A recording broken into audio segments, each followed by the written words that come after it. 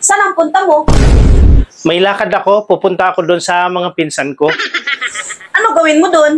Magpa-despedida kasi yung mga pinsan ko. Alis na kasi sila bukas. Hindi pwede. Bakit naman hindi pwede? Wala naman akong gagawin dito sa bahay.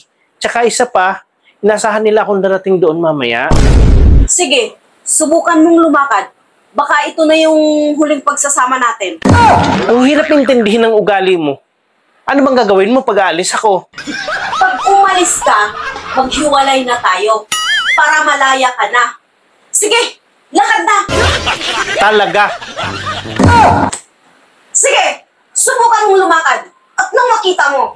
Sa liit mo? Matatakot mo ako? Hindi mo ako mapipigilan. Sige, go! Lumakad ka na. Talaga?